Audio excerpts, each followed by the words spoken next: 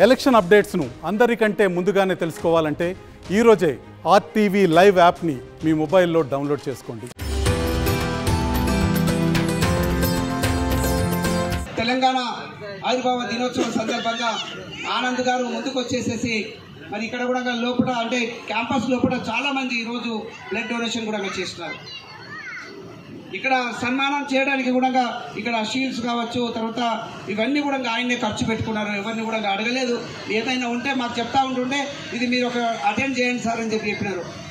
ఇది వాళ్ళను అంటే ఎంకరేజ్ చేయడం కానీ, అదేవిధంగా ముఖ్యంగా మరి ఉద్యమ నాయకులకు వారు చేస్తున్నటువంటి అంటే ఏదైనా ఒక గుర్తింపు. చాలామంది అన్నారు ఇక్కడ మాట్లాడుతున్నప్పుడు, ఇన్ని 10 సంవత్సరాల తర్వాత మాకు ఒక గుర్తింపు వచ్చింది, ఈరోజు మమ్మల్ని సన్మానిస్తున్నారు, అభిమానిస్తున్నారు అని చెప్పేసి చెప్పడం సంతోషకరం. ఆనంద్ గారు చేశారు. అదేవిధంగా అందరూ కూడా మీరు అందరూ సహకరించినారు. ఇక్కడ తెలంగాణ అభివృద్ధి కోసానికి నా వంతుగా నేను డెఫినెట్గా చేస్తాను. ఇప్పటికీ కూడా కాంగ్రెస్ వచ్చిన తర్వాత, కాంగ్రెస్ పార్టీ ప్రభుత్వం ఏర్పాటు చేసిన తర్వాత దాదాపుగా 32,000 మరి ఉద్యోగాలు కూడా ఇప్పటికే ఇచ్చి ఉన్నారు.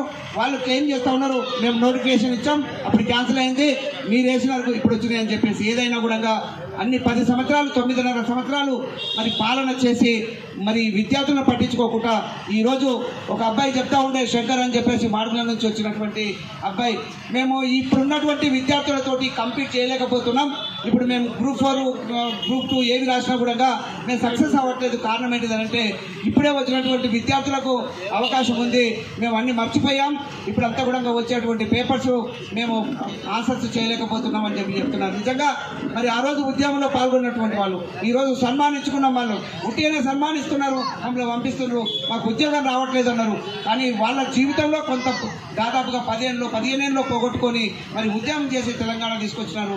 ఈరోజు చాలా మందికి ఉపయోగపడుతుంది.